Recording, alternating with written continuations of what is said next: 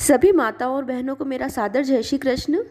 आज हम नल राजा दमयंती रानी की कहानी सहित बड़ी आड़ीवाड़ी की कथा और कुल 10 कथाएं दशा माता जी की कहेंगे।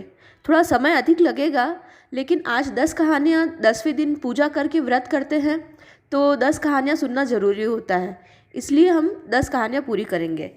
इसमें हम लेंगे दशा माता जी की कहानी, विनायक जी की कहानी, शीतला माता जी की कहानी, सूरज भगवान की कहानी, विश्राम राम जी की कहानी, तुलसी माता जी की कहानी, मंगलवार की कहानी, शनि महाराज जी की कहानी, राई बाई की कथा, आड़ीवाड़ी और लुमड़िया जी की कहानी। सबसे पहले हम शुरू करेंगे नल राजा दमयंती रानी की कहानी, दशा माता जी की कहानी से। एक बार नल राजा दमयंती रानी रहते थे। उनके खूब राजपाट था। वहाँ कुछ दासियाँ दशा माता की पूजा करती देखी तो रानी ने पूछा कि यह तुम सब क्या कर रही हो। तब दासियाँ कहती है कि हम तो दशा माता जी की पूजा कर रहे हैं। तब रानी कहती है कि कैसे करती हो, मुझे भी बताओ। तो दासियाँ कहती है कि 9 दिन तक रोज दशा माता की कहानियाँ सुनना एवं 10वें दिन व्रत रखकर शाम को दशा माता जी की पूजा करके डोरा पहनना चाहिए। रानी भी दशा माता जी की पूजा करके डोरा पहनती, परंतु रात को सोते समय राजा की नज़र रानी के डोरे पर पड़ती है। तो राजा रानी से बोलते हैं कि रानी, आप इतने गहने होते हुए ये पीले रंग का डोरा क्यों पहन रखा है। इतना कहते ही राजा ने डोरा खींच कर फेंक दिया। उसी वक्त शाम को दशा माता प्रकट हुए और कहने लगे कि तुमने मेरा अपमान किया, वैसा ही तुम्हारा राजपाट भी नष्ट हो जाएगा। राजा को तो आएगी चने की मन में और रानी को आएगी खल की मन में। आधी रात हुई, राजा को तो चने की मन में आई और रानी को खल की मन में आई। तब रानी बोली, राजा जी, लगता है अपने दिन फिर गए हैं, जरा उठकर देखिए। तब राजा ने देखा कि महल का कोना टूटने लगा है और देखते ही देखते सारा राजपाट विलीन हो गया। तब राजा और रानी ने सोचा कि अपने ही देश में हम ऐसे कैसे रह पाएंगे। तब राजा और रानी अपने साथ अपने पुत्र सायर नीर, दोनों कंवर, हासला घोड़ा व मालगढ़ दासी सबको अपने साथ लेकर शहर छोड़कर चले गए। शहर के बाहर जाकर एक बड़ के पेड़ के नीचे विश्राम करने बैठते हैं। तभी एकदम से बड़ फटकर हासला घोड़ा और मालागढ़ दासी उसमें विलय हो जाते हैं। थोड़ा और आगे जाते हैं तो एक बंजारों की बालद आ रही होती है, तो उनके सायर नीर कंवर उसमें खो जाते हैं। राजा रानी बहुत दुखी होते हैं और वहाँ से आगे बढ़ जाते हैं। एक गांव पहुँचते हैं। गांव का एक बाहर बगीचा होता है। दोनों रात्रि विश्राम के लिए वहाँ रुक जाते हैं, परंतु आधी रात होते होते बाग तो पूरा सूख जाता है। तब रानी राजा को जगाती है और बोलती है कि राजा जी, ये हरा भरा बाग तो पूरा सूख गया है, अभी माली आएगा तो वह लड़ेगा। और हम दोनों वहाँ से उठकर गांव में पहुँचते हैं। वहाँ उनका एक मित्र रहता था। दोनों उस मित्र के यहाँ जाते हैं। मित्र उनकी बहुत सेवा करता है, परंतु रात्रि विश्राम के लिए जैसे ही वो उस कमरे के लिए सोने जाते हैं तो उस कमरे में जो 9 करोड़ का हार लटक रहा होता है, तो रानी देखती है कि खूंटी के पास जो मोरनी बनी हुई है वह उस हार को निगल रही है। रानी जल्दी से राजा को जगाकर यह सारी बात बताती है। तब राजा कहते हैं, रानी यहाँ से भी चलो, नहीं तो मित्र क्या सोचेगा। तब वह लोग वहाँ से भी रवाना हो गए और गांव के बाहर एक कुम्हार का घर दिखाई दिया। तो उससे पूछा कि क्या हम यहाँ रात्रि विश्राम कर लें। तो कुम्हारिन बोली, हाँ भाई, रुक जाओ। दोनों वहाँ विश्राम करने लगे, परंतु उनकी तो दशा ही खराब थी। उससे जाते जाते वहाँ कुछ न कुछ विपदा जरूर होती थी। आधी रात हुई। कुम्हारिन के तो जो आवड़ा पक रहा था वह पूरा फूट गया। तब राजा रानी दोनों की नींद जागी और कहने लगे, अब यहाँ से भी चल देना चाहिए। आगे चलते चलते जब आती जाती सखियों ने को यह खबर मिली तो उनकी बहन को दी। तो उनकी बहन ने पूछा कि कैसी दशा में आए हैं। तब सखियों ने बताया कि फटे फूटे तो कपड़े हैं और भिखारियों की हालत हुई है। बहन उनके लिए 4 रोटी और 4 ही प्याज लेकर वहां पहुंची। जब थाल उनको दिया तो रानी देखते ही बहुत नाराज हुई और रोटी प्याज को वहीं पनगट की पाल पर एक पत्थर के नीचे दबाकर आगे रवाना हो गई और एक नगर में जा पहुंचे। वहां दोनों नौकरी करने लगे। रानी तो वेश्या के यहाँ गहने धोने का काम करती थी और राजा लकड़ी काट कर लाता था। एक दिन रानी तो मछलियाँ भूनने लगी और राजा बाहर कहीं जमीन में जाता है और जैसे ही थाल लेता है कि बाज आकर झपटा मारता है तो एक दाना चावल का राजा की दाढ़ी पर लग जाता है और पूरी पत्तल गिर जाती है। इधर रानी जैसे जैसे मछलियाँ भूनती है, मछलियाँ उछल उछल कर वापस नदी में जा गिरती है। राजा जब घर पर आते हैं तो सोचते हैं कि रानी तो सारी मछलियाँ खा गई और रानी सोचती है कि राजा तो बाहर भोजन करके आए हैं और दोनों ही भूखे सो जाते हैं। अगले दिन उठकर दोनों अपने अपने काम पर जाते हैं। रानी वेश्या के यहाँ गहने धोने बैठती है, तो जैसे जैसे वे गहने धोकर पट्टिया पर रखती है तो पट्टियाँ उन्हें निगल जाती है। तो वेश्या उन पर चोरी का आरोप लगाकर उन्हें वहाँ से निकाल देती है। रानी दुखी होकर घर जाती है तो रास्ते में उसे कुछ औरतें मिलती है जो पूजा पाठ कर रही होती है। तब उसे याद आता है कि दशा माता की वजह से ही आज उसकी यह दशा हुई है। उसने मुझे फिर दशा माता की पूजा करनी चाहिए। वह घर जाकर राजा को सारा विवरण बताती है और कहती है कि कल आप लकड़ी बेचें और जो भी पैसा मिले उससे आप दशा माता की पूजन सामग्री और प्रसाद लेते आना। राजा लकड़ी बेचने जाता है और जो पैसे मिलते हैं उससे वहाँ पूजा का सामान और प्रसाद ले आता है। रानी भी दशा माता की पूजा का व्रत करती है और दशा माता का डोरा पहनती है। उसकी दशा फिरने लगती है। इधर नगर में ढिंडोरा पिटाते हैं कि राजा की कन्या का स्वयंवर है। हथनी जिसके गले में माला डालेगी वही उसका पति होगा। तब नल राजा भी भील के वेश में थे, वह भी वहां जाकर बैठते हैं। तब राजा की आज्ञा से हथनी को बुलाकर उसे माला डालने को कहते हैं। तब हथनी जाकर भील के गले में माला डाल देती है। तब राजा कहते हैं कि हथनी तो चूक गई है, भील के गले में जाकर माला डाल रही है, और कहा कि चलो वापस माला डलवाओ और उस भील को यहाँ से हटा दो। फिर माला डलवाई, परंतु हथनी घूमती फिरती उसी भील के पास जाकर खड़ी हुई और उसके गले में माला डाल दी। तब राजा को गुस्सा आया कि हथनी तो पागल हो गई है, हाथी को शंगारा जाए और उस भील को गांव के बाहर निकाल दिया जाए। तब ऐसा ही किया गया। हाथी को शंगारा गया और उसे माला दी गई, परंतु हाथी भी घूमता घूमता गांव के बाहर बैठे भील के गले में जाकर माला डाल देता है। तब राजा ने कहा कि अब क्या किया जाए, लगता है राजकुमारी की किस्मत थी ऐसी है। तब भील के साथ राजकुमारी की शादी करवा दी, परंतु जब विदा करने लगे तो राजकुमारी की आंखें बहुत दुखने लगी। तब सभी कहते हैं कि भाई इनके देवताओं को क्या चढ़ता है, देखो पता लगा क्या हो। तब दासिया भील के घर जाकर उसकी पत्नी से पूछती है, भाई तुम्हारे देवी देवताओं के क्या चढ़ता है तो कहो। तब रानी कहती है कि हमारे देवी देवताओं के तो हिंगलू मछलू के कपड़े, बिना बिंदे मोती माणक आदि चढ़ते हैं। तब दासिया कहती है कि राजकुमारी की शादी क्या कराई, भील के साथ भीलनी का तो दिमाग चढ़ गया है, हिंगलू मछलू के कपड़े तो और मोती मांग रही है। तब वह बोली कि तुम्हें पता भी है यह सब तो नल राजा और दमयंती रानी के देवी देवता के चढ़ते हैं। तो रानी बोलती है, भील कहो तो भी हम हैं, नल राजा और दमयंती रानी कहो तो भी हम हैं। सभी कहते हैं बाई की किस्मत खुल गई, यह तो राजा नल है। तब राजकुमारी के पिताजी बहुत खुश होते हैं। दमयंती रानी को भी वहां बुलाकर राजा को सजाकर राजकुमारी को विदा करते हैं और खूब अन्न देते हैं। जब वो जाने लगते हैं तो रानी कहती है, राजा थोड़ी देर रुको, मैं साहूकार के वहां जाकर आती हूँ। रानी साहूकार के यहाँ जाकर कहती है कि आप मुझे अपने गहने धोने को देवें। तब साहूकार कहता है कि पहले मन नहीं भरा जो और चोरी करने चली आई। तब वह कहती है कि मैंने कोई चोरी नहीं की, आप जो चाहे कहें, परंतु मुझे चाहे कुछ भी दो, पर धोने के लिए तो देना ही पड़ेगा। तब वैसे उसे गहने देती है और रानी वह पटिया लेती है जिस पर गहने धोकर रखती थी। जब वो फिर से धोने लगती है तब पटिया पर फिर गहने उगलने लगते हैं। तब रानी साहूकार और उसकी पत्नी को बुलाकर बताती है। साहूकार उससे क्षमा मांगता है। तब राजा और रानी आगे बढ़ते हैं और अपनी बहन के नगर पहुंचते हैं और पनगढ़ पर जाकर विश्राम करते हैं। तब आती जाती सखिया फिर उनकी बहन के पास समाचार देती है, तो वो पूछते हैं कि कैसी दशा में आए। तब सखिया कहती है, पूछो मत, इतना ठाट बाट लाव लश्कर है, दो दो रानियां साथ में हैं। तब बहन अच्छे अच्छे भोजन और पकवान बनाकर लाती है और बहुत आव भगत करने लगती है। तब रानी भोजन के थाल में अपने गहने उतार कर थाल में रख देती है और कहती है कि भाई साहब तो इन गहनों को ही भोजन करवाओ, हमें करवाते तो पहले करवा देते। तब वह पनगढ़ पर पत्थर उखाड़ कर दिखाती है तो रोटी तो सोने के चक्र हो जाते हैं और प्याज के रूपा के हो जाते हैं। ननंद भाभी आपस में एक दूसरे के पाँव पड़ती है। आगे जाते हैं तो कुम्हारिन का घर आता है। तब राजा रानी वहां जाकर उसे कहते हैं कि हमें रात्रि विश्राम करने दो। तब कुम्हारिन कहती है, पहले पता नहीं कौन पापी दुष्टी आए जो मेरा पूरा आवड़ा नष्ट कर दिया। तब रानी कहती है, यह तो हमारी दशा फिरी, इसलिए ऐसा हुआ। आगे गांव में पहुंचते हैं और अपने मित्र के यहाँ जाते हैं तो मित्र की पत्नी से रहा नहीं जाता और सुनाने लगती हैं, हाँ पहले भी मोतियों का हार मिला, इसलिए क्यों नहीं आओगे। इस पर रानी कहती है कि नहीं, हम तो उसी कमरे में विश्राम करेंगे। तब मित्र कहता है, दोस्त तुम औरतों की बातों पर ध्यान मत देना, वह उसी कमरे में विश्राम करने देता है। तब आधी रात के समय मोरनी तो हार उगलने लगती है। तब रानी ने राजा को उठाया और कहा कि राजा ये देखो, अपने मित्र को बुलाकर लाओ। तब राजा अपने मित्र को बुलाते हैं और बताते हैं। तब दोनों एक दूसरे के गले मिलते हैं। फिर राजा रानी वहां से आगे चलते हैं तो वह बाग आता है।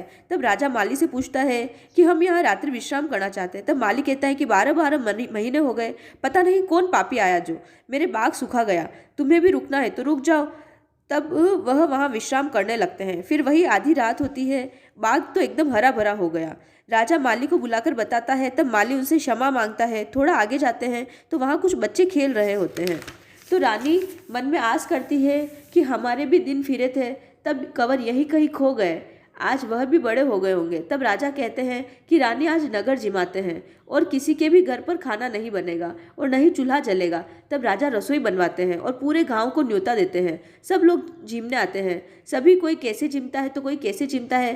तब राजा रानी देखते हैं कि दो लड़के आराम से बैठकर धीरे धीरे जिम रहे हैं। तब रानी कहते हैं, हो न हो यह तो कंवर ही है।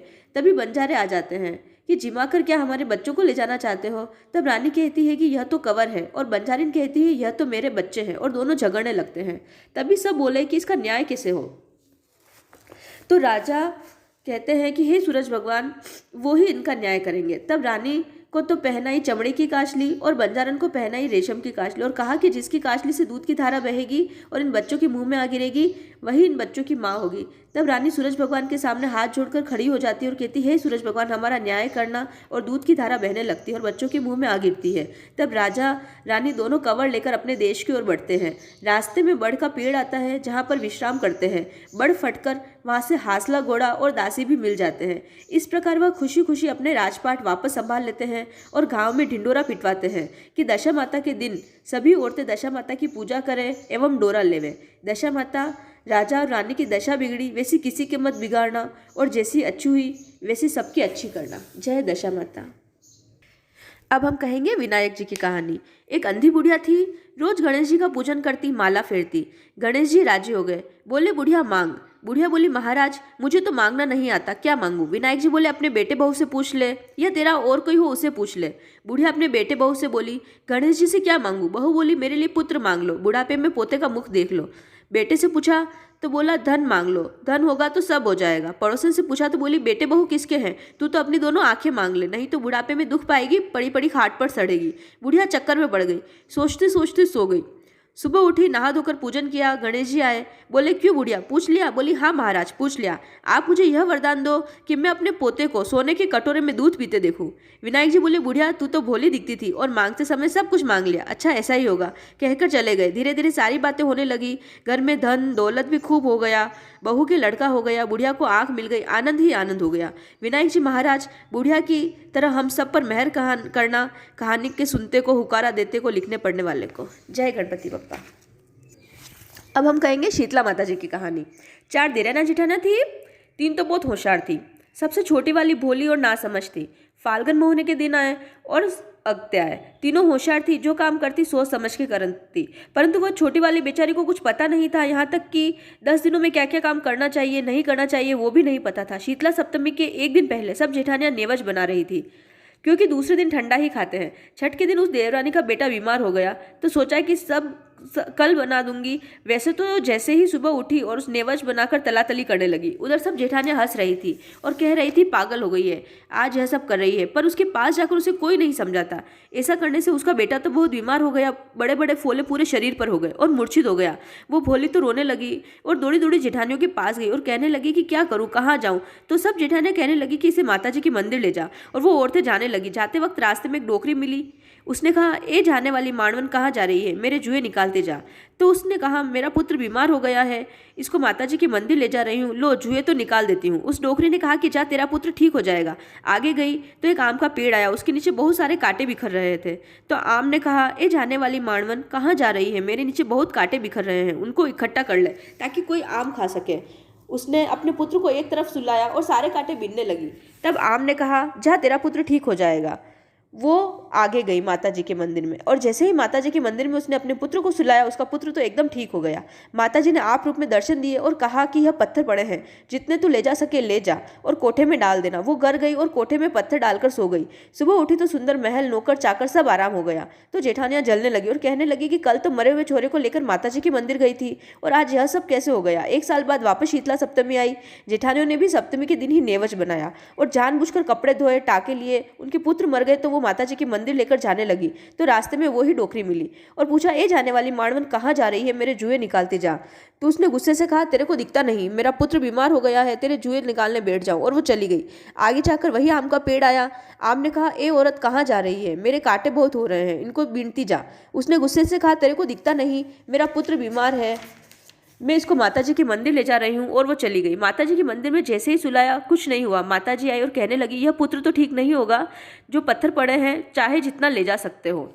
वह जरूर से ज्यादा पत्थर बांध कर ले आए और कहने लगी, पुत्र नहीं बचेगा तो भी धन दौलत तो खूब हो जाएगी। और उसे कोठे में डालकर सो गई। परंतु जब सुबह उठी तो सब पर्वत के पर्वत आ गए। उठ ही नहीं पा रही थी। देवरानी ने देखा कि आज इन तीनों को क्या हो गया है। उसने जाकर जगाया तो कहने लगी, कैसे उठे, हमारे शरीर पर तो पहाड़ आ गए हैं, तूने यह क्या किया। हमने तो तुम्हारी ही तरह सप्तमी के दिन नेवश बनाया और जानबूझकर पुत्र को मारा और तुम्हारी तरह माताजी के मंदिर गई। तब वह भोली बोली, उसे सारी बात समझ में आ गई। उसने हाथ जोड़कर माताजी से प्रार्थना की कि माताजी ये सब ठीक कर दो। तो माताजी आई और कहने लगी कि यह सब तुझे कुछ समझा तो नहीं सकती, लेकिन तुम्हारी देखा देखी जरूर कर सकती है, इसकी यही, इन लोगों की यही सजा है। तो वह कहने लगी, माताजी इन तीनों को क्षमा कर दो। तो माताजी से वह तीनों क्षमा मांगने लगी और कहने लगी, माताजी आप जैसा कहेंगे हम वैसा ही करेंगे। तो माताजी ने कहा, सब जायदाद में जो इसका हिस्सा है वो इसे देना। तो तीनों ने हाँ कर दी। माताजी अंतर ध्यान हो गए और वहाँ तीनों बैठी रही। हे माताजी, जैसा उस देरानी पर टूटे वैसा सब पे टूटना, कहता सुनता हुकारा पड़ता। अब हम कहेंगे सूरज भगवान की कहानी। एक बार सूरज भगवान सभा में बैठे थे, तब वहाँ एक दासी आई और पूछा, भगवान मैं आपको कैसी लगती हूँ। तब सूरज भगवान ने कहा कि आप शक्कर जैसी मीठी लगती हो। इतने में राणा देव जी ने पूछा कि भगवान मैं आपको कैसी लगती हूँ। तो भगवान बोले कि नमक जैसे लगते हो। राणा जी को बहुत गुस्सा आ गया और मन में सोचा कि भगवान ने मेरे को नमक जैसा खारा कहा और दासी को मीठा। वहीं से राणा देव जी ने भगवान से अड़ा बोलना ले लिया। भगवान ने सोचा कि राणा देव जी तो बोलते ही नहीं, कुछ करना पड़ेगा। सूरज भगवान ने अपनी माँ से कहा, माँ आज खाने में नमक मत डालना, तीनों थाल परोसो। खाना खाने बैठे तो सूरज भगवान ने खाना शुरू कर दिया, परंतु राणा देव जी नहीं खाए। भगवान ने कहा, खाना क्यों नहीं खा रहे। तो राणा देव जी ने कहा, खाने में स्वाद नहीं है, नमक बिना खाने में स्वाद नहीं होते। तो भगवान ने कहा, ऐसा ही तुम्हारा महत्व है। यह सुनकर नमक की महत्ता का पता चल गया और राणा देव जी खुश हो गए। अब हम कहेंगे विश्राम बाबूजी की कहानी। एक सेठ के 4 बहुएं थे। उनमें से छोटी बहू के विश्राम बाबूजी का बहुत नियम था। वह उठती तो विश्राम बाबूजी, बैठती तो विश्राम बाबूजी, काम करती उसी में सारा दिन विश्राम लेती जाती और काम करती जाती। सारा दिन विश्राम विश्राम कहती तो सारी देवरानियां जेठानियां उसे जलने लगी कि काम तो कुछ करती नहीं, सारा समय कामचोर विश्राम बाबूजी का नाम लेकर बैठी रहती है। ऐसे करते बहुत दिन हो गए। त्योहारों के दिन आए, चारों देराना जेठानियां पीली लेने गई। सभी ने मिट्टी खोदी और तगारे भरकर उठा लिए। जब देरानी ने कहा मुझे भी तगारा उठवा दो, तो बड़ी बहू बहुत जलती थी। उसे उठवा तो दिया, परंतु एक मोटा ढेला रख दिया। चारों घर के लिए चलने लगी। थोड़ी दूर जाने पर छोटी बहू ने कहा, आओ हम चारों विश्राम कर लेते हैं। तो सब कहने लगे, विश्राम जी की बहन तू विश्राम कर, घर में बहुत सारा काम है, हम तो सभी अभी जा रहे हैं। वह तो वही टोकरा नीचे रखकर बैठ गई और विश्राम करने लगी। जब वह उठी तो टोकरा उसे नहीं उठा। वह अकेले ही जंगल में घबराने लगी और रोने लगी और विश्राम बाबूजी से प्रार्थना करने लगी, हे विश्राम बाबूजी, अगर मैंने आपको सच्चे मन से पूजा है तो आप मेरी रक्षा करना। इतने में विश्राम बाबूजी 21 वर्ष के हट्टे कट्टे जवान पुरुष बनकर आए। तो बहू विश्राम बाबूजी से डर गई और कहने लगी, आप कौन है। तब वह बोले कि मैं तो विश्राम बाबूजी हूँ। तब वह बोली, मेरे बाबूजी तो ऐसे नहीं है, कोई देख लेगा तो सोचेगा कि पराये पुरुष से मुंह लग रही है। तब विश्राम बाबूजी उससे पूछते हैं कि तुम्हारे विश्राम राम जी कैसे हैं। तो बोली कि मेरे विश्राम बाबूजी तो बूढ़े, सफ़ेद दाढ़ी और हाथ में लकड़ी। तब जैसे ही वह आँख पलकती है तो विश्राम बाबूजी बूढ़े रूप में आ जाते हैं और उसे टोकरा उठवा देते हैं और कहते हैं कि जंगल में जो पंक्तियाँ और बेल मिले शरीर पर लपेट लेना। तब वह ऐसा ही करती है। उधर दूसरी बहू सासू जी के कान भरती है कि हम तो इतना काम करते हैं और वो महारानी उठते बैठते सारा दिन विश्राम बाबूजी करती रहती है। तब सासू जी कहने लगे, आने दो, आज उसकी खबर लेती हूँ। सासू जी दरवाजे पर खड़ी हो गई कि आज उसकी अच्छी खबर लेती हूँ। जब सामने बहू आई तो सासू जी चक्कर खाकर गिर पड़े। बहू तो शरीर पर गहनों से लदी है। वह चुपचाप टोकरा ले जाकर एक कोने में खाली कर देती है। दूसरे दिन क्या देखती है कि कोना तो हीरो मोती से भरा पड़ा है और जो मोटा ढेला था वह बालक बन गया। सासू जी उससे पूछते हैं कि यह सब क्या है। तो वो बोली, मुझे तो यह सब विश्राम बाबूजी ने दिया है। तब दूसरी बहू भी सासू जी से कहती है कि हम भी नियम लेंगे। सासू जी कहती है, जाने को नहीं अनजाने को देते हैं। नियम दे तो लिया, पर याद रहता तो पाल लेती। वो ही त्योहार के दिन आते और वो भी पीली के टोकरे भरकर आती और ऊपर मोटे ढेले रखवा लेती। रास्ते में आकर जल्दी जल्दी विश्राम किया न किया और जोर जोर से बोलने लगी और चिल्लाने लगी कि यहाँ जंगल में कोई है तो हमारी रक्षा करे। तो विश्राम बाबूजी वहाँ पर आते हैं और वह उनको भी टोकरा उठवा देते हैं और उन्हें भी कहते हैं कि तुम अपने शरीर पर पत्ते और बेले जितनी पहन सको पहन लो। तो वह लद जाती है। इधर सासू जी उन्हें देखकर मूर्छित हो जाते हैं कि बहू ये शरीर पर लपेट लाई हो सांप बिच्छू लग रहे हैं, और जो टोकरे कोने में डालकर अगले दिन पहाड़ के पहाड़ हो गए। तब सासू जी और छोटी बहू के पाँव पड़ने लगे और कहने लगी कि तू ही तेरी माया समेट। तब वह विश्राम बाबूजी को याद करती है और उनसे अपने माया को समेटने को कहती है। विश्राम राम जी प्रकट होते हैं और कहते हैं कि इसने तो निस्वार्थ भाव से मेरी सेवा करी और तुम सभी ने लालच में आकर पूजा करी, इसलिए तुम्हारी यह दुर्दशा हुई। हे विश्राम बाबूजी, छोटी बहू को दिया वैसा सबको देना। अब हम कहेंगे तुलसी माता जी की कहानी। एक बुढ़िया थी। बुढ़िया के रोजाना तुलसी सींचने का नियम था। वह रोजाना तुलसी सींचती और कहती है, तुलसी माता चटके चाल देना, पटके मोद देना, राम लक्ष्मण जी की खान देना और सीता जी का चाल चलावा देना। तब तुलसी जी रोज ये बातें सुनते सुनते दुखी होकर सूखने लगती है। तो एक दिन भगवान विष्णु जी उधर से गुजरते हैं और पूछते हैं, हे तुलसी क्यों सूखते हो? तो पूछते हैं तो तुलसी माता जी कहती है कि भगवान जी, एक बुढ़िया रोजाना मेरी पूजा करती है और कहती है चटके चाल दीजिए, पटके मोद दीजिए, राम लक्ष्मण जी की खान दीजिए और सीता जी को चाल चलावा दीजिए। भगवान जी आप ही बताओ, मैं सब तो दे दूंगी, पर राम लक्ष्मण जी की खान और सीता जी का चाल चलावा कैसे दूंगी? तो भगवान कहते हैं आप दुखी मत हो, सब हो जाएगा। तुलसी जी वापस हरे भरे होने लगे। थोड़ा समय बीता, बुढ़िया स्वर्ग सिधार गई। गाँव के सभी लोग इकट्ठा हुए और उसे उठाने लगे, पर बुढ़िया तो पत्थर से भी भारी हो गई। सभी जने थक गए और कहने लगे, बुढ़िया सारा दिन कुछ न कुछ काम करती रहती थी और अब पत्थर से भी भारी हो गई। तभी भगवान बच्चों का रूप धरकर आए और साथ में सीता जी को लाए। तब कहने लगे कि आप सभी थोड़ा यहाँ से दूर होइए, हम उठाएंगे। सभी लोग उन पर हंसने लगे और कहने लगे, हम बड़े बड़े तो थक गए और तुम क्या कर लोगी? तभी बुजुर्ग व्यक्ति ने कहा कि भाई इनको भी कोशिश करने दो। भगवान ने जैसे ही हाथ लगाया, बुढ़िया तो एकदम हल्की हो गई। उसे उठाया और शमशान ले गए। दाह संस्कार किया। सीता जी ने चाल चलावा किया। 3 घड़ी का तीसरा पहर, 12 घड़ी का 12वां किया और भगवान अंतर ध्यान हो गए। तुलसी माता जी बुढ़िया का सत रखा वैसा सबका रखना और हलते चलते मोद देना। जय तुलसी माता। अब हम कहेंगे मंगलवार की कहानी। एक औरत रोज हनुमान जी के मंदिर जाया करती, साथ में सब्जी रोटी और चूरमा ले जाती और हनुमान जी से कहती, लाल लंगोट कांदे सोटो ले हनुमान जी खाओ रोटो। अब उस साहूकारणी के बेटे का ब्याह हो गया। बहू घर में आई। जब बहू ने कहा कि सासू जी रोज रोटी चूरमा लेकर कहाँ जाती हो, तब सासू बोली हनुमान जी के मंदिर में। बहू बोली रोज रोज मंदिर नहीं जा सकती। अब सासू को ने रोटी पानी कुछ नहीं खाया जब तक मंदिर नहीं गई। उसका रोज का नियम था। अब 5 दिन हो गए, सासू उठी नहीं। तब हनुमान जी आए और बोले, बुढ़िया माई क्यों सोई है? उठ उठ, लाल लंगोटो कांधे सोटो, हाथ में रोटी, उठकर दर्शन और खा ले रोटो। तब बुढ़िया बोली कि आज तो आप दे जाओगे, कल कौन देगा? तब हनुमान जी बोले कि मैं तो रोज दे जाऊंगा। तब उठी, दर्शन किए और चूरमे का भोग लगाया, रोटी खाई। बुढ़िया के कमरे में तो हनुमान जी ने सारा ठाट बाट कर दिया। उसके बाहर निकलने का काम ही नहीं। उधर बहू के घर बहुत गरीबी हो गई। खाने के दाने नहीं थे। उस बहू के मन में विचार आया, सासू को कुछ भी खाने को नहीं दिया है, जाकर देखूं तो सही उनकी दशा कैसी है। जाकर देखा तो सासू जी के वहाँ तो हनुमान जी का मंदिर है। रोज चूरमा बनाकर हनुमान जी का भोग लगाती है और अच्छी तरह से खाती है और आनंद से रहती है। अब सासू जी की बहू पाव पड़ी और कहा कि मैंने आपको बहुत दुख दिया है, अब मैं भी रोज हनुमान जी के मंदिर जाया करूंगी, चूरमे का भोग लगाऊंगी। है न हनुमान जी? उस सासू पर टूटे वैसी दया सब पर रखना, सब पर टूटना। अब हम कहेंगे शनिवार की कहानी। एक ब्राह्मण था। उसके शनि महाराज सपने में आते हैं तो नीला घोड़ा, नीले कपड़े दिखते हैं और ब्राह्मण देवता मैं तुझे लगूंगा ऐसा कहते हैं। तब ब्राह्मण देवता सूख सूख कर दुबले हो गए। तब ब्राह्मणी बोली कि मैं आपको अच्छी तरह से रखती हूँ, फिर भी आप दुबले दुबले क्यों लगते हो? कोई बात है? तब ब्राह्मण बोला, तुम मेरे जीवन की मत पूछो।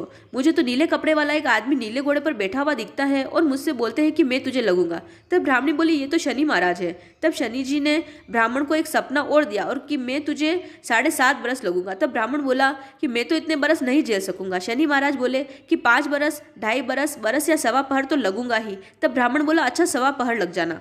अब ब्राह्मण की नींद खुली। घर गया और बोला, मेरे तो समझ में नहीं आता कि शनि देवता मेरे पीछे ही क्यों पड़ गए हैं। अब तो मैं वन जाकर मेरा समय काटूंगा। तू मुझे कुछ सोने के टके दे दे, मुसीबत के समय काम आएंगे, और तू अच्छी तरह से रहना, किसी से भी लड़ाई मत करना।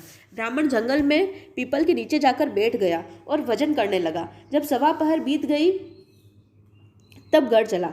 थोड़ी रास्ते में कट जाएगी और चला तो शनि महाराज ने नहीं जाने दिया। वहाँ पर हरे भरे मतीरे लगा दिए। मतीरे को देखकर माली को आवाज़ लगाई। माली ने नहीं सुना तो एक टखा रखा और मतीरा उठा लिया और मन में बोले, मुझे दोष मत करना, मेरे बच्चे भूखे मरते होंगे। ब्राह्मण घर गया तो रास्ता रोककर शनि महाराज ब्राह्मण का रूप धरकर आ गए और पूछा कि तेरी बगल में क्या है। तब बोला कि चोरी नहीं की, सोने का टका रखकर मतीरा लाया हूँ। तब तब उसे पकड़कर राजा के पास ले गए। ब्राह्मण के पास मथुरे की जगह राजा के कुंवर के शीश हो गए। राजा क्रोधित होकर उसे सूली पर चढ़ाने का आदेश दिया। तो ब्राह्मण से पूछा कि तेरी आखिरी इच्छा क्या है। तो वह बोला, तुरंत कटी गवार की फली की सब्जी और तुरंत पीसी मक्के के आटे की रोटी। ब्राह्मण की इच्छा पूरी करने के लिए 1.25 घड़ी पहर पूरी हो गई और शनि महाराज उतर गए। इतने में घोड़े पर सवार राजा के दोनों कंवर आ गए। राजा ने ब्राह्मण से क्षमा मांगी और बहुत सा धन देकर विदा किया। शनि महाराज किसी भी नहीं छोड़ते, भले ही राजा हो या प्रजा। अब हम कहेंगे राई बाई की कहानी। एक सास थी, रोज सभी देवी देवताओं की पूजा और व्रतदान करती थी। ये सब उसकी बहू को अच्छा नहीं लगता था। वो रोज बहू से कहती थी, पर बहू रोज मना कर देती थी। ऐसा करते हुए सासू जी का अंत समय आ गया। सासू जी को यम के दूत लेकर स्वर्ग में गए। लेखा जोखा देखा, सभी देवी देवताओं ने आदर सत्कार किया, पर एक काले कपड़े वाली बुढ़िया नहीं बोली। तो वह बूढ़ी बोली कि आप मुझसे क्यों नहीं बोलते। मैं बोली, मैं राई माता हूँ, तूने सभी देवी देवताओं का कथा पूजन किया पर मेरा नहीं किया, इसलिए तुझे स्वर्ग में नहीं जाने दूंगी। तो बुढ़िया बहुत चतुर थी। वो बोली, मुझे धरती पर जाने दो और कथा पूजन करने दो। वो धरती पर पहुंची तो सब लोग जब उसे झलाने लगे तो बुढ़िया तो राम राम कहकर बैठ गई। वो बोली, मुझे तो राई बाई की कहानी कहनी है। बहू को सुनाने लगी तो बहू ने कहा, मुझे तो बहुत काम है, किसी और से कहो। तो वो पड़ोसी के घर गई, रोज कहानी पूजा करने लगी। एक कांसे की कटोरी राई के मंदिर में दी। 7 दिन के बाद स्वर्ग से विमान आया और बुढ़िया से कहा, चल बुढ़िया बैठ। बुढ़िया ने कहा, पड़ोसन के भी ले लूँ। तो पड़ोसन को भी ले लिया और दोनों स्वर्ग में गई। जय राई माता। अब हम कहेंगे आड़ी वाड़ी की कहानी। आठम को आठम रानी को बाई वनडारी काणी। काणी किया कही वही तपे तपे वासु वही गले मोत्यारो हार वही। आड़ी वाड़ी सोनारो फूल रूपारी जारी जन्मे बैठी कान कवारी। कान कवारी कई पूजे। दशा माता दड़ाजी बावजरी वाड़ी पूजे। सूरज भगवान रणा देवजरी वाड़ी पूजे। चांद बावजी सोसर देवजरी वाड़ी पूजे। गणेश जी बावजी पतवारी मातारी वाड़ी पूजे। राम लक्ष्मण सीता मातारी वाड़ी पूजे। शीतला माता बोदरी मातारी वाड़ी पूजे। विश्राम रामजरी वाड़ी पूजे। आस माता अमस माता चौथ मातारी वाड़ी पूजे। नाग बावजरी वाड़ी पूजे। शिनाजरी वाड़ी पूजे। हनुमानजरी वाड़ी पूजे। बृहस्पति बावजरी वाड़ी पूजे। महावीर जी वाड़ी पूजे।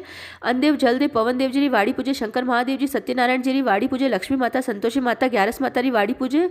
तुलसी माता लुमड़ा जी वाड़ी पूजे। 33 करोड़ देवी देवता री वाड़ी पूजे। चढ़ी चढ़ी सगन करो, काकड़ियारी कोर करो, विंध्यासन में घर बांधो, राम लक्ष्मण जी 4 स्त्रियां बात को। राम आगे साग दो, हीरो गारो हीरो वन्या, भूले चुके कामण घारे कामण किया डावे हाथ, स्त्री कुपे मरद रे हाथ, उठो सेठ उठो सेठानी, उठो राजा री रानी, ओढ़न पड़न जासू सड़ियारा श्रंगार खाजारा श्रंगार, हम बैठा घरे द्वार तुम बैठा हरिद्वार, पंथ साकला जगत मोकला मारे आंगन पारस पीपल, मैं पूजा पान पान श्री कृष्ण भगवान टूटा ठाम ठाम। वाड़ी पूजा कई वही, अन्न वही, धन वही, लाभ वही, लक्ष्मी वही, साइजरो राज वही, मारे घरे छोरी वही, हासलो घोड़ो वही, वासली गाय वही, सायडीर पूत वही, पुतारो परिवार वही। आमण घुमण चांद टूटा, धोली फूट विनायक टूटा, गणेश टूटा कई दे, मांगिया मसूर दे, तोरणारो हार दे, खाईरो खूणो दे, कोटीरो हेणो दे, पापड़रो पटको दे, खाटारो हबड़को दे, गिद्दीरो बेटनो दे, रोटियारो कातनो दे, 2 कलसिया दूधरा दे, ऊपर बच को खांडो दे, 2 फूल का गहुरा दे, ऊपर बच को भातरो दे, परोसन वाली असी दे, जैसे फूल गुलाब रो, पोड़न वाली असी दे, बेटी चंदा राज रो। सूरज भगवान टूटा कई दे, कराड़ा काकना सोतारा ढाकना, रिमता घूमता आंगन झोलिया सा, दूध में रांध्यो घी में खादो, घी में रांध्यो दूध में खादो, हव परुसे वऊ जी में, वऊ परुसे हव जी में, हव खाटले वऊ पाटले, हवरी झोलिया हूत ववरी झोलिया पुत, बोले बोले बोल से थारो बोल उतार से मारो बोल चढ़ाव से। चांद बावजी टूटा कई दे, सासू जीरो हंसो दे, ससुरा सारो कमायो दे, पतिरो एवाद दे। दशा माता टूटा कई दे, कोर कामड़ा वेच दे, पगभर बिछा दे, माथे टीको दे, मोल्डी वाली नद दे, बाहभर चूल्लो दे, फूलभर सेज दे, झड़ुलियो पूत दे, देराना जेठाना जोड़ दे, माँ बेटी री जोड़ दे, नणंद भुजारी जोड़ दे, हव ववरी जोड़ दे, अमर एवाद दे, भर भर मोतिया थाल दे। पतवारी माता टूटा कई दे, पतवारी माता पंथरी दरियाणी पंथ दीजिए हाकलो घर दीजिए मोकलो, भूलिया ने गेलो दे, बिछाने मिलो दे, आंधा ने आग दे, लूला ने पग दे, बांझड़ा ने पूत दे, भाई बहन री जोड़ दे। धर्म राजा टूटा कई दे, बेटी जमाई री जोड़ दे, रत्नारो भंडार दे, हिंदो हिंगलाशो दे। विश्राम बावजी टूटा कई दे, 16 सहेलियारो साथ दे, शनि महाराज टूटा कई दे, सुख शांति दे।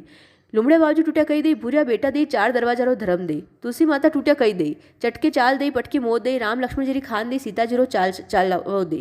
हरर कर तो जीवड़ो जा, 4 घड़ी कामरी 1 घड़ी रामरी, फरतो फरतो बामण आयो, कारे बामण थारे घरे कन्नी वात के। मारे घरे दशा माता दड़ाजी बावजी, सूरज भगवान राणा देवजी, चांद बावजी, सोसर देवजी, गणेश जी बावजी, पतवारी माता, राम लक्ष्मण, सीता माता, शीतला माता, बोधरी माता, आस माता, अवस माता, चौथ माता, विश्राम बावजी, नाग बावजी, शिनाथ जी, हनुमान जी, बृहस्पति बावजी, शंकर महादेव जी, सत्यनारायण जी, तुलसी माता, लुमड़िया जी, 33 करोड़ देवी देवता री बात के। या बात माने पण को, या बात थाने कटू के था नावो नी धोवो नी चोको पाटलो करो नी सूखे चढ़ो नी, मां नावा धोवा चोको पाटलो करा सूखे चढ़ा। या बात कटे के वे, अमलियारी डाल के, सरवरियारी पाल के, वेवते धोरे के, वेवती नदी के, 4 लुगाया बैठे वटे के, हव ववरी जोड़ के, नणंद भुजारी जोड़ के, माँ बेटी री जोड़ के, देराना जेठाना री जोड़ के, कोई सुनवा सामलवा वालो नी वे तो अनरे आके जल रे लोटे के, अन राखो कबूतर ने नाके जल पीपल रे चढ़ावे क्या तुलसी रे पधरावे। या बात कही ने कई करे। आगे तो नगरी नूतता, नगरी नहीं वणावे तो 24 मंडा लाडू करे, 24 मंडा नहीं वणावे तो 12 मंडा लाडू करे, 12 मंडा नहीं वणावे तो 6 मंडा करे, 6 मंडा नहीं वणावे तो 3 मंडा करे, 3 मंडा नहीं वणावे तो 1.5 मंडा करे, 1.5 मंडा नहीं वणावे तो 6 ताकड़ीरा करे, 6 ताकड़ीरा नहीं वणावे तो 12 महीनानी वात लीन 12 हेरा करे, 6 महीनानी वात में 3 सेर आटो 1.5 सेर की 1.5 सेर गोल लेवे, 12 महीनानी वात में 6 सेर आटो 3 सेर की 3 सेर गोल लेवे, 6 महीनानी वात्रा 6 लाडू करे, 12 महीनानी वात्रा 12 लाडू करे। एक पीपल या तुलसी रे थेड़े मेरे रमता बालक ने दे, घायरा ग्वाल ने दे, पाणी री पणियारी ने दे, छाणारी छड़ियारी ने दे, पुरानी लुगई ने दे, हवरी वहू ने दे, नणंद भोजाई ने दे, देराणा जेठाणा ने दे, पीर मेली भाईरी बेन ने दे, एक खाई ने व्रत करी। खाजो करम रो, वाड़जो धर्म रो, आ माता आस दीजे, खाटी मूली छास दीजे, घोड़ा हमारो गोबर दीजे, कड़िया हमारो वलोवनो दीजे, 15 पोता दीजे नो दोईता दीजे, पोतारी बहु रांधी राब, दोईतारी बहु रांधी खीर, खाटी लागे खीर, मीठी लागे राब, चढ़ी चढ़ाई लेखाई उठो भाई 33 करोड़ देवी देवता थारी रो तरसी मारो चढ़ावसी, नरो कमायो नारी खावे, झंडो जमारो सफल जावे, नारी रो कमायो नर खावे, झंडो जमारो एल जावे, पीपल पूछे कर में ती, भर भर मोतिया थाल, दक दोरी दुश्मन नंडापो, चारी वात कोरे टाल, आंगण मांगण सोनारा काकण रूपारा ढाकण, तप तापे तपेश्री वात के लखेश्री, थने थारे तपरो धर्म, मने मारी वातरो धर्म, चालो पोकर जात्रा चाला, आगे नालू तो घर भर्या, पाछे नालू तो समुद्र भर्या, समुद्र में मगर माछला, घर में बेटा पोता दोईता राज करे, कोटीरो धान खूटो मती, समुद्र रो पानी सूसो मती, चढ़ी चढ़ी चरकलिया हरियावण में रहती जी, ठंडा पानी पीती जी, जाई सूरज नारायण ने केती जी, वनड़ा ने वनवास, स्त्रा ने गरवास, तपियो तापे कड़वो चाखे, चड़कलिया आड़े बीजो माड़े बीजो, चोखा चोखा चुगजो, काकरा काकरा राखजो, खांडिया वांडिया व्रत कीधा वे तो आई करीने मानजो, गले टकारो हार बधजो सो भाई वनड़ारो ए वात, सख्या भाई साख भरजो भरजो धर्मरी साख, थारो वेकुंठा में वास, आंबारो दातन तांबारी जारी, या बात नादवारा रगर में के राधा रानी सुख पावे, 33 करोड़ देवी देवता ने नमस्कार करीने रोटी खावे, वो बहुत बहुत फल पावे। वात मिलिया विचार पंथ मिलिया सार, हाथ में दिवला भर मोतियारी थाल, सबने मारो राम राम। जय दशा माता। हाल री हुई रेशम रो धागो, लुमड़िया बावजरो वागो सीवता आखोई दन लाग्यो, पेराए तो घणो आछो लाग्यो। जय माता रानी।